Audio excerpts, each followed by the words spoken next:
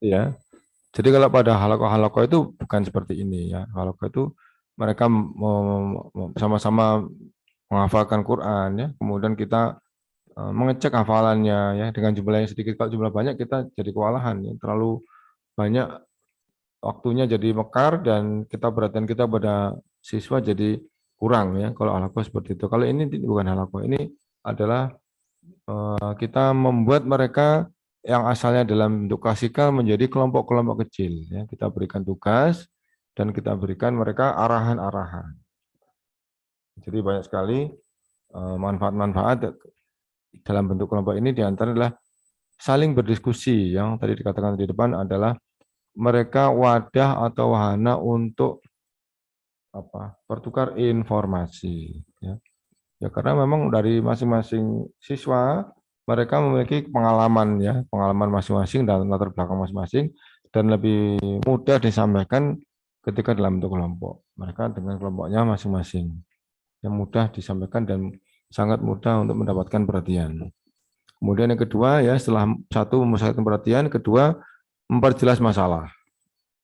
Memperjelas masalah di sini adalah menguraikan kembali ya kalau ada masalah-masalah itu disampaikan, diuraikan kembali, kemudian mengajukan pertanyaan ya dengan pertanyaan itu biasanya apa sih permasalahannya itu lebih terdekati, lebih dapat didekati ya, lebih dapat dipahami. Kemudian dengan menguraikan gagasan, menyampaikan gagasan. Kemudian menganalisis pandangan siswa. Ya, jadi kalau ketika ada siswa kita yang memiliki ide, ya itu kita coba cocokkan dengan konsep-konsep yang sudah disepakati, ya dengan konsep-konsep yang sudah benar. Ya, jadi kita harus mengamati ide-ide yang disampaikan oleh siswa, ya dengan cara meneliti alasannya dan sebentar saya tidak kelihatan ini. Sebentar saya tidak kelihatan. Kemana cara ini?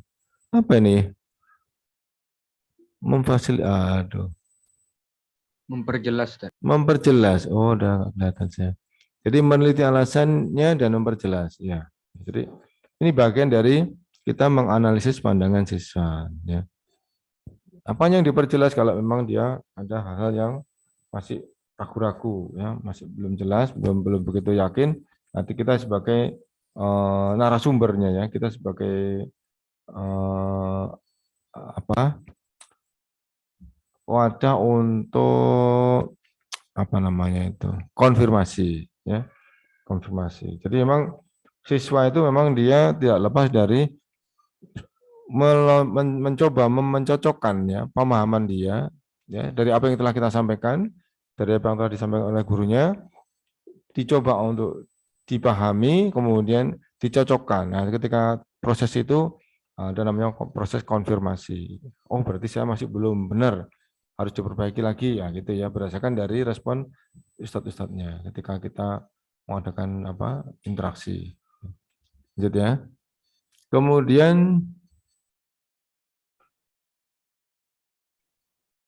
di antaranya komponen keterampilan ya memimpin diskusi kelompok kecil yaitu menyebarkan kesempatan berpartisipasi agar tidak didominasi ya hanya oleh beberapa orang yang pandai ya, agar tidak didominasi oleh beberapa orang ya, tidak mesti pandai ya, tidak pandai artinya dalam anggota itu jangan sampai ada yang mendominasi ya. Bisa jadi yang pandai kadang malah tenang aja, malah diam, yang tidak begitu paham malah mungkin banyak ya, banyak aksi yang banyak actionnya. Nah, itu kita di sini harus membagi kesempatan ya berpartisipasi, tidak boleh didominasi oleh beberapa orang ya. Jadi kita di antaranya caranya adalah dengan kita memancing pendapat mereka, tanya satu persatu ya, mancing pendapat mereka, ditanya satu persatu ya, tanyakan secara grup juga nggak apa-apa ya, setelah kelompok itu tanyakan sehingga nanti akan ada respon dari masing-masing anggota kelompok. Kemudian mencegah pembicaraan serentak. Jadi jangan sampai mereka menjawab pertanyaan secara serentak. Kemudian mencegah monopoli, ya tadi ya, tidak boleh ada dominasi atau monopoli. Mendorong siswa berkomentar. Mendorong, kita minta mereka ya untuk menyampaikan ya apa hasil pemikirannya ya hasil pemikirannya pada tugas-tugas kelompok. Kemudian meminta pendapat ya meminta pendapat. Jadi kalau kita sudah mendorong ya mereka mengemukakan pendapat ya diantaranya adalah dengan memberikan pertanyaan ya atau memberikan eh, apa ya di dalam tugas-tugas itu biasanya pasti ada eh, pertanyaan-pertanyaan yang harus mereka jawab ya harus mereka dapatkan. Nah itu dengan cara meminta mereka untuk berkomentar terhadap pertanyaan tadi dan meminta mereka berpendapat. Nah, itu hampir mirip ya dengan yang atas tadinya. Kemudian yang kelima ya tadi meningkatkan hasil pembahasan.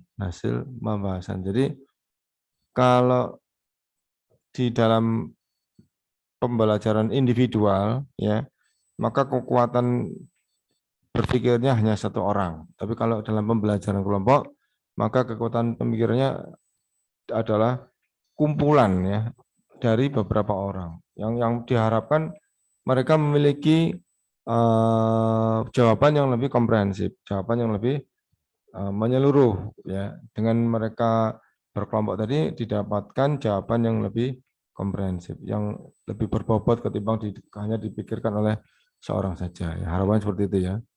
Jadi mengajukan pertanyaan kunci, kemudian memberikan contoh, ya, kemudian memberikan waktu berpikir, kemudian suasananya harus hangat ya, tidak boleh suasananya ada tekanan ya, atau ada kemalasan, keengganan tidak boleh ya, harus aktif ini ya maksudnya gitu.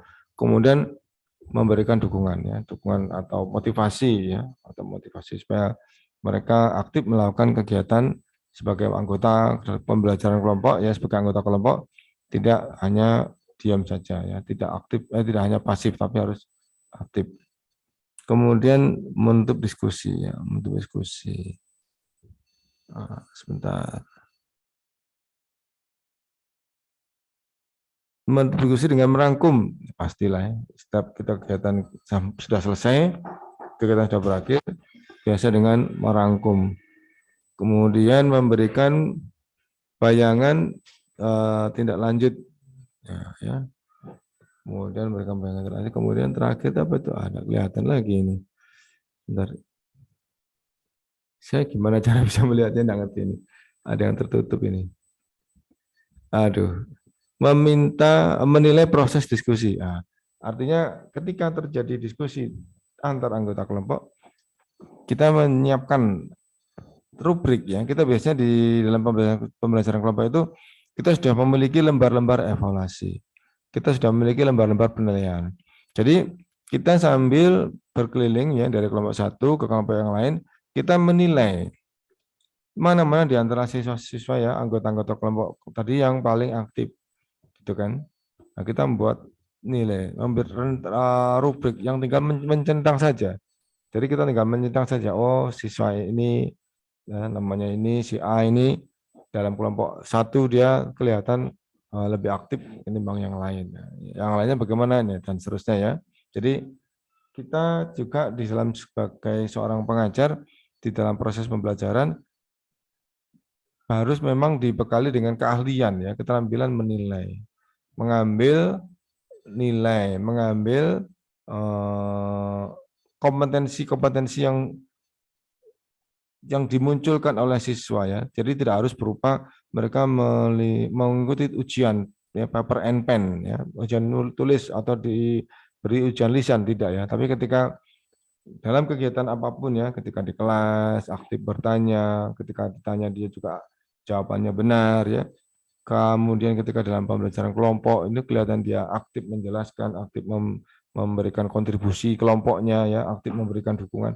Nah, itu bagian dari yang mereka kita nilai ya, kompetensi-kompetensi mereka yang kita nilai supaya nilainya menjadi real ya, nilainya tidak hanya ketika dia ulangan saja ya, tapi ada real, menjadi real. Ya. Kemudian keterampilan memimpin diskusi kelompok kecil yaitu di antara hal-hal yang perlu dihindari yaitu topik yang tidak relevan. Ya, apa topik itu ya? Materi ya, materi tapi dalam bentuk yang lebih kecil ya, skup yang lebih kecil ya, ada topiknya lebih kecil materi yang tidak relevan.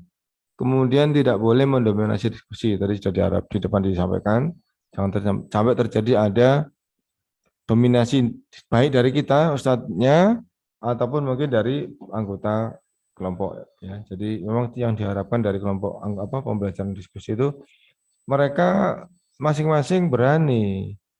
Ya, karena ketika mereka menyampaikan sesuatu, mereka menyampaikan pendapat, itu beberapa keahlian harus mereka munculkan. Ya, keahlian ketika mereka menyampaikan dengan bahasa yang benar, ya, bahasa yang dia susun tadi, apakah benar-benar sesuai dengan maksud yang dia inginkan.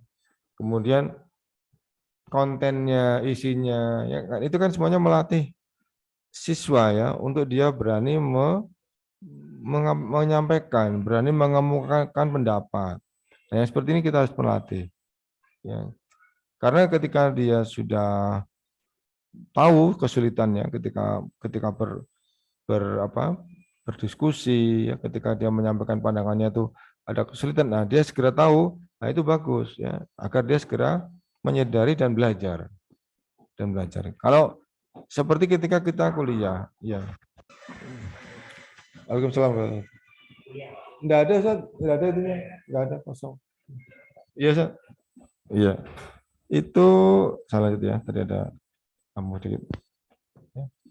Jadi ketika dia menyampaikan pendapat ya, itu butuh banyak kemampuan, skill yang harus dia munculkan ya.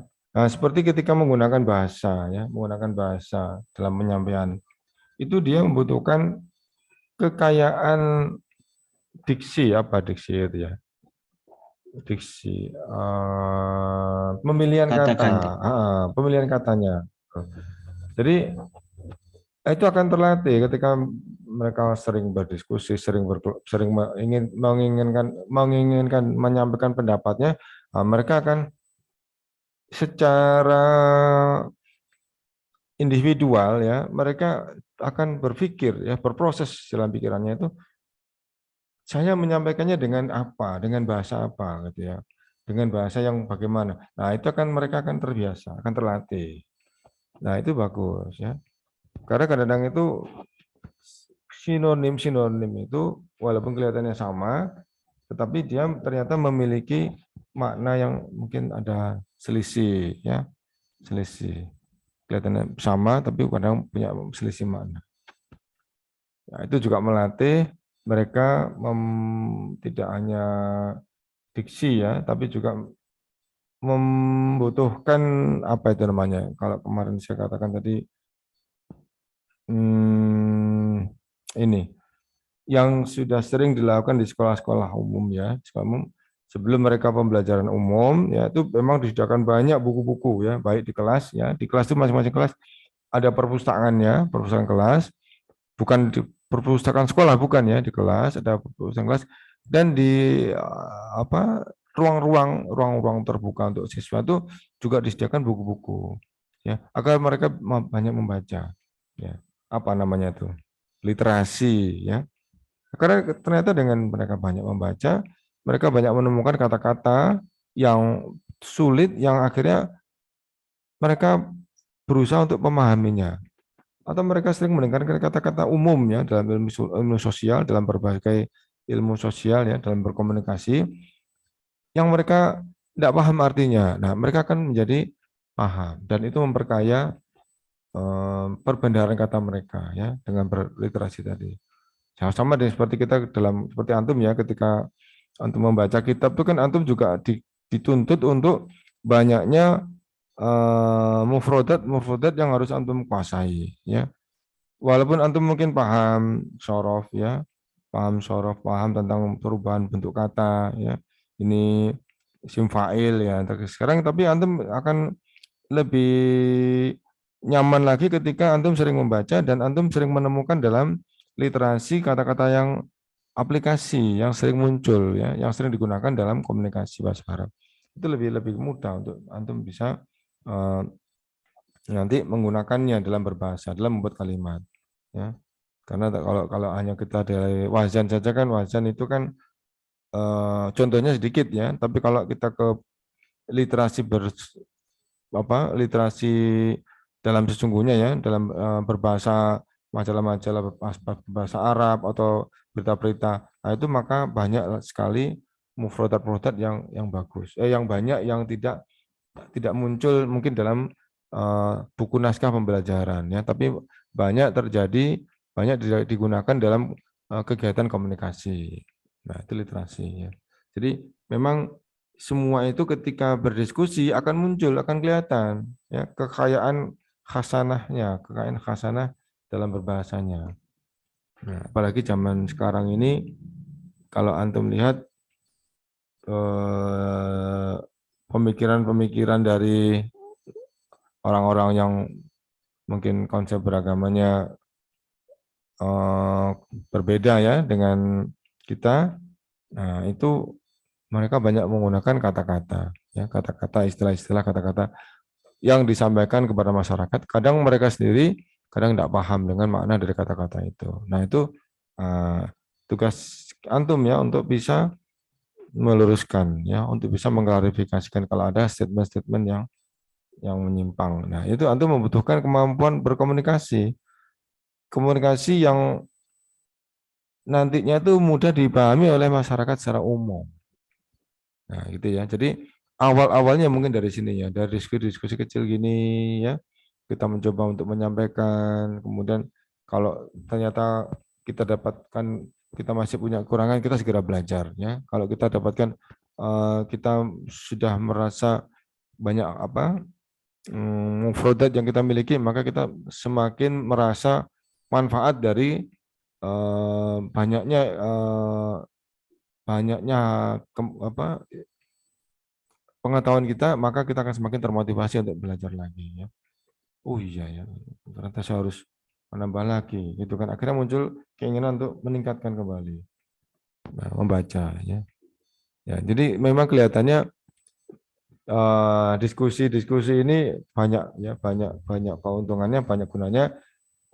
Di antaranya adalah kita menjadi lebih memperhatikan dan lebih diperhatikan ya.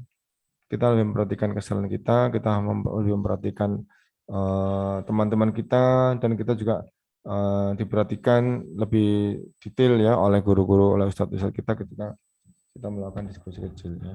Jadi antum nanti kalau sebagai ustadz ketika memimpin kelompok seperti ini, kelompok kecil, coba antum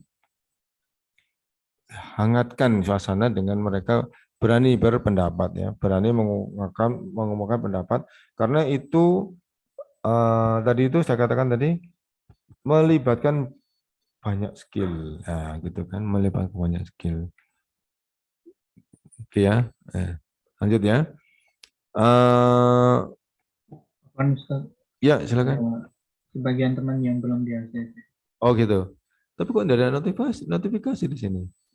Oh ini ada Chandra Dwi Kurnia. Ya, udah Insya Allah.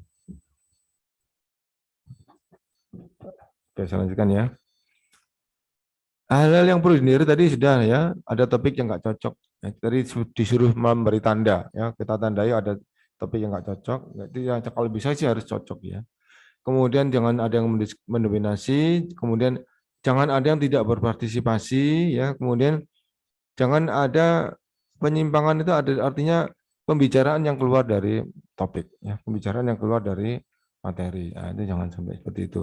Kemudian jangan membiarkan ada monopoli, ini hampir mirip ya, mendominasi di monopoli ya, hampir mirip. Kemudian jangan tergesa-gesa ya. Ya kalau tergesa-gesa ya enggak nyaman ya, enggak mungkin ya. Enggak bisa dihasilkan hasil yang maksimum.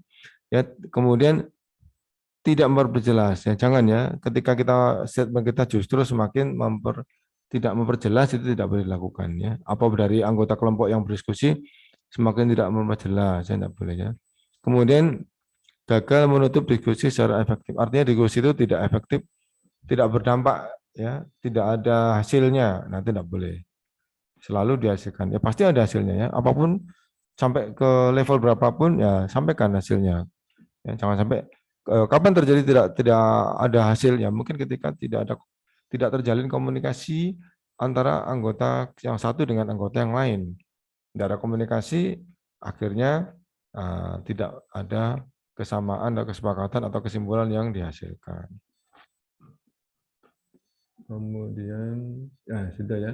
Ini untuk keterampilan mengolah kelas ini mungkin nanti akan saya tambahkan, ini sudah pernah dulu ya, tapi akan saya tambahkan yaitu agar kita mengembangkan ini apa pola-pola hukuman ya, hukuman dalam kelas, karena memang beberapa dari siswa insya Allah ya kita tidak berharap ya melakukan pelanggaran, tapi beberapa pasti ada. Nah, jangan sampai hukuman yang kita sampaikan tadi justru akan membuat citra buruk bagi mereka ya. Ini nanti akan saya tambahkan lagi.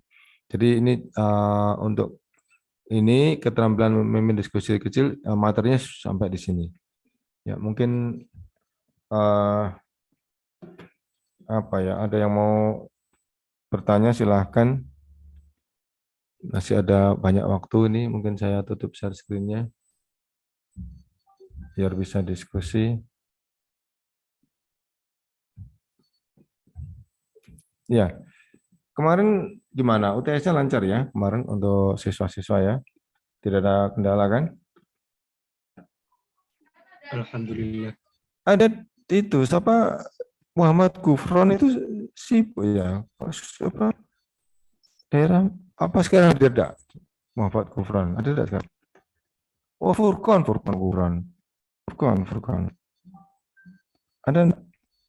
Muhammad Furqan. Kayaknya yang nggak ikut hanya itu. Saya ingin tahu apa kendala, kenapa nggak bisa datang gitu.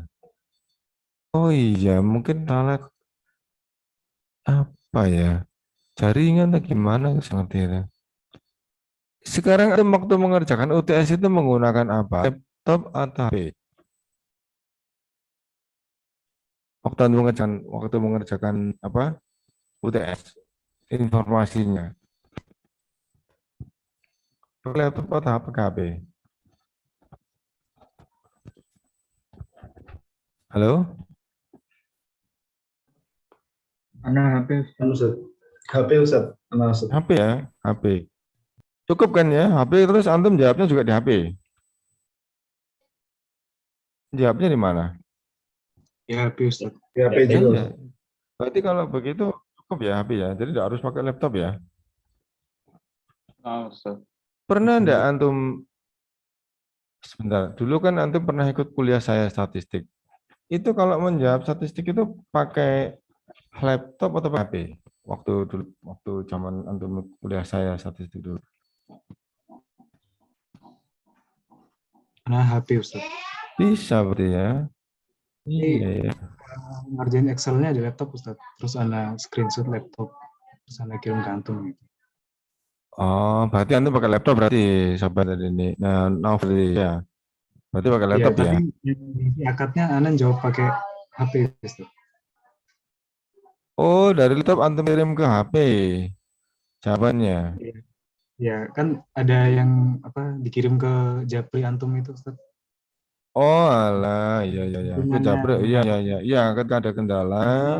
Saya minta di Japri, ya, saya minta di Japri kalau ada kendala. Iya. Walaupun yang jawaban teorinya ana kerjakan di HP di siap. Oh iya. Iya, saya nggak masalah si Furman itu ya kayaknya katanya siapa sih? Katanya itu apa?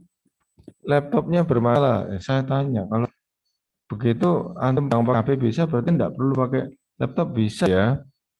Berarti antum kemarin menjawabnya kebanyakan pakai HP berarti. Ya berarti bisa pakai HP. Bisa Ustadz kalau mata kuliah ini Ustadz. Nah, kan kita enggak ngitung, kita kan di sini kan menjawab teori saja gitu kan. Nah, Ustadz. Iya. Kemudian ini untuk materi diskusi kecil ini ya, ini dalam pembelajaran memang tidak terlalu dominan ya. Kita lebih dominan kepada kalau kita mengajar itu menjelaskan. Banyak sekali kita dominan itu menjelaskan. Ya, kapan terjadi diskusi kecil? Emang tidak selalu ya. Kemudian kalau kita bahas masalah media ya, kemudian kita bahas masalah variasi belajar ya, itu semua akan saling berkesinambungan. Jadi terserah antum semua. Jadi antum ketika di sekolah, antum masuk di kelas, maka semua terserah antum. Antum sebagai manager ya. Jadi tidak ada itu pilihan terserah antum ya. Tidak ada batasan, tidak ada penekanan. Pokoknya antum melihat ya, materi ini enaknya dibuat apa ya? Oh, dibuat diskusi. Aja diskusi. Kalau materinya ringan kan, ya jangan dibuat diskusi ya. Karena materi ringan itu kalau bisa segera diselesaikan dan anak-anak insya Allah tingkat pemahamannya juga tinggi ya, mudah memahami, tinggi, nah itu segera disampaikan dan selesai. Tapi kalau ini materinya berat, ya butuh pengalaman belajar ya, butuh pengalaman belajar lebih banyak, butuh pemikiran yang lebih mendalam. Nah, itu berarti kita butuh pembelajaran kelompok. Ya, tapi berkaitan dengan metode-metode pembelajaran tadi berkaitan dengan variasi, ya, variasi belajar supaya kita mengakomodir beberapa dari siswa kita yang mereka senang dengan pembelajaran yang sifatnya psikomotorik. Ya.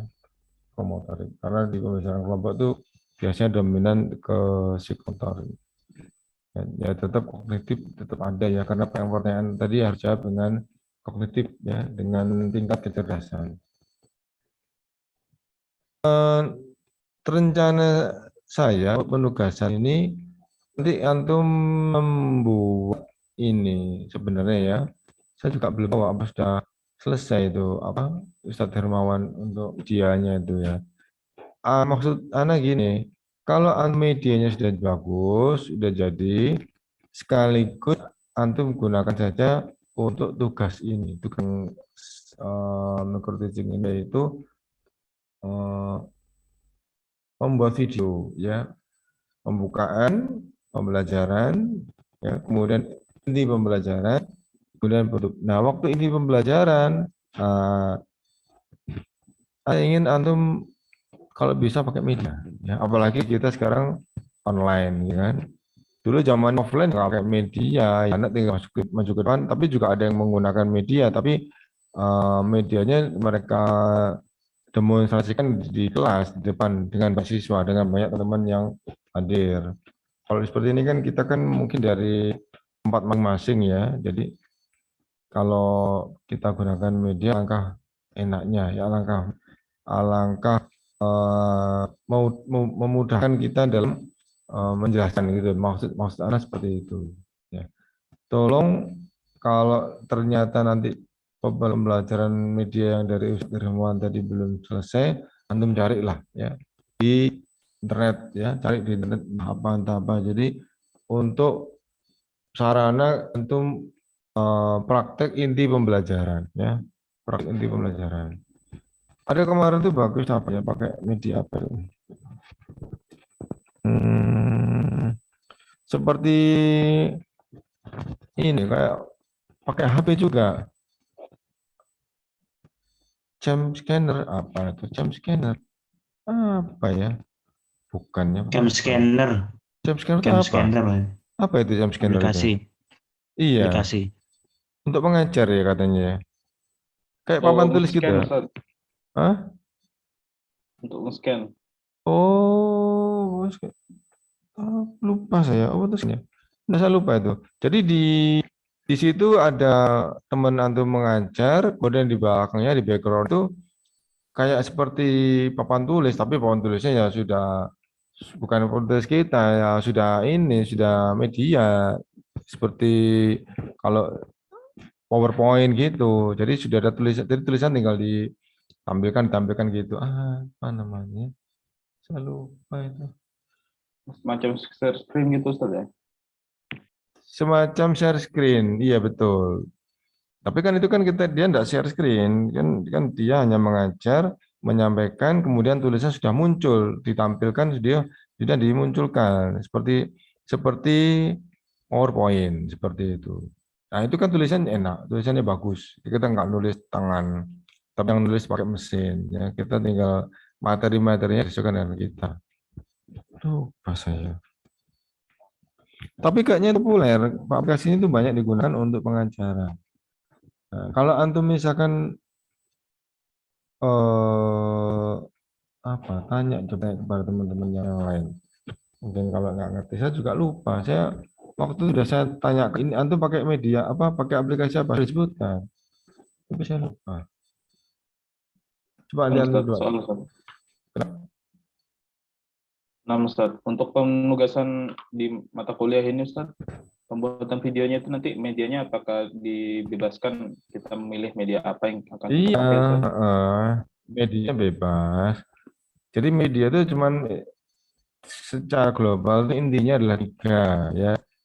Pembukaan, kemudian inti, pembelajaran, kemudian penutup. Kalau penutup seperti kita sudah sering sampaikan ya, yang penting bagaimana kita mengajak siswa kita untuk menyimpulkan hasil pembelajaran pada saat itu. Waktu pembelajaran dulu, antum gunakan media apa ya, semaksimal mungkin Pak gitu. Nah, kemudian materi pembelajarannya saya minta berkaitan dengan dunia, boleh AI, boleh bahasa Arab ya, mungkin tarikh, mungkin fikih, jadi kaitkan dengan dunia supaya nanti nyambung karena nanti kalau ngajar jauh dari itu ya antara PAI mungkin sirah mungkin fikih jadi tidak jauh-jauh dari itu jadi antum insya Allah ngajar juga di sini. Nah ini setelah itu kan apa itu saya juga ini akan menjelaskan tentang pembuatan RPP. Nah pembuatan RPP itu nanti saya minta kalau bisa RPP itu cocok dengan yang sedang antum praktekkan, antum sedang jelaskan tentang apa, misalkan ya, RPP itu misalkan tentang apa kalau yang di bab pertama misalnya di pembelajaran baru ta'aruf gitu ya, ta'aruf misalkan ya, RPP tentang ta'aruf, antum menjelaskannya juga tentang itu, ya. Dan ambil yang lain juga nggak apa-apa terserah, saya tidak menuntutkan. Yang saya ingin nilai itu adalah pertama penampilan, ya, ketika antum mengajar itu penampilan. Kedua adalah ritme itu kecepatan mengajar, ritmenya cukup ya cukup cepat atau terlalu cepat ya atau terlalu lambat. Nah, itu nanti mungkin saya koreksi. Bahasa yang digunakan ya. Ada ketentuan kemarin harus bahasa Indonesia, tidak boleh bahasa daerah karena kalau bahasa daerah dimungkinkan ada anak dari daerah lain yang nggak paham dengan penjelasan antum. Jadi harus bahasa Indonesia. Jadi apa cara-cara trik atau teknik menjelaskan itu yang saya lihat, saya nilai. Karena menjelaskan itu harus ini apa? Harus ada apa namanya tuh? Harus nyambung gitu loh antara materi yang sedang kita sampaikan ya, kemudian dengan penjelasan terus kemudian kita lakukan dengan respon ya, respon dari siswa itu harus nyambung, harus nyampe. Nah, karena memang kita di sini online tidak bisa kita langsung. Kalau dulu waktu offline ketika antum mengajar di depan mahasiswa sebagai siswanya, itu langsung dia bisa merespon ya, merespon misalkan ini tidak sesuai mengajar tentang misalkan tentang apa gitu, penjelasan tentang apa gitu kan beda. Nah, itu bisa langsung dikoreksi dengan teman-teman ya. Saya juga mau koreksi, saya sebagai penilai, teman-teman nanti sebagai siswa juga dia juga bisa mengoreksi karena mereka juga memiliki apa itu namanya konsepnya memiliki ini apa memiliki apa ya maksudnya itu kan penilaian bisa menilai gitu. Mereka bisa menilai oh ini teman saya ini sudah benar oh teman saya ini kok masih belum benar oh, atau mungkin teman saya kok menyimpang nah itu bisa menilai mereka punya ini punya namanya tuh punya konsep, sudah tahu mana yang sesuai dengan materi pembelajaran dan mana yang menyimpang. Itu maksud itu dulu waktu offline ya. Gitu. Iya, jadi nanti silakan dikirim nanti ya videonya, kalau sudah dikirim ke Telegram aja. Kalau Telegram saya memuat banyak ya. Telegramnya nanti saya berikan alamatnya. Kalau Telegramnya pakai Telegram saya aja, ada banyak Telegram. Di HP-nya sama, nomor HP-nya sama dengan nomor saya, dengan nomor HP saya di WA. Ya. Itu ya, jadi nanti dipersiapkan. Tapi sebelumnya akan sampaikan dulu materi tentang RP ya, RPP. RPP-nya belum jadi, untuk menjelaskan tidak apa-apa, tidak masalah ya. Untuk mau membuat video tidak masalah. Ya, tapi sebisa mungkin nanti cocok dengan materi yang ada di RPP. Kemudian di RPP itu kalau nanti antum membahas ya belajar RPP itu ada langkah-langkah pembelajaran. Nah, kemudian kadang kita ketika melakukan pembelajaran di sekolah, di kelas, langkah-langkahnya nggak sesuai RPP. Itu bagaimana? Ya, itu banyak ya. Itu di sekolah pun ketika guru mengajar, RPP disediakan ya sebelum awal pembelajaran ya, di awal pembelajaran itu sebelum kita mau mengajar, belum masuk itu RPP sudah jadi. Ketika jadi RPP kita laksanakan ya, pertemuan ini membahas ini, pertemuan membahas ini. Nah, yang biasanya diperhatikan oleh teman-teman kita, teman guru adalah materinya ya. Materi pembelajarannya kita perhatikan karena supaya sesuai dengan perencanaan ya, ada silabus, ada materi harus selesai pada semester ini, kemudian dicicil ya, setiap hari pertemuannya sekian, kemudian pertemuan satu ini, pertemuan dua ini, nah itu sesuai dengan perencanaan. Biasanya yang dilakukan guru pula, yang penting materinya ya. Kemudian langkah-langkah pembelajarannya itu antum bebas, itu kelas sudah bebas, tidak terlalu dipikirkan. Yang penting bagaimana kita belajarkan siswa, yang penting bagaimana ada interaksi ya, kita menyampaikan informasi, kemudian siswa paham, sudah selesai tuh.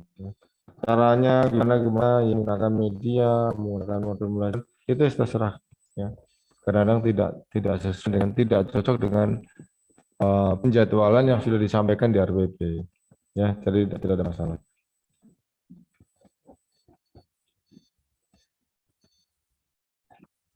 Ada yang ini ya, ada yang sudah mengajar mungkin di halakoh di diskusi halakoh itu kan beda dengan ini materi ini ya. Halakoh itu kita memperkecil jumlah karena kita ingin lebih akurat ya, lebih tepat dalam memperhatikan mereka ya, ketika kesalahan lebih cepat menghadapi perbaikan ya. Tapi ini kalau di halakoh tidak ada diskusi ya. Bukan diskusi. Dia lebih kepada lebih agar kita sebagai pengajarnya itu lebih detail ya dalam memperbaiki kesalahan mereka. Bukan diskusi kecil lain.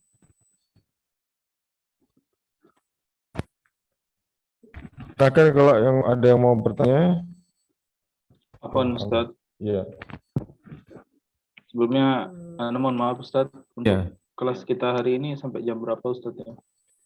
Antum ada kuliah lagi jam berapa? Ada kuliah setelah ini?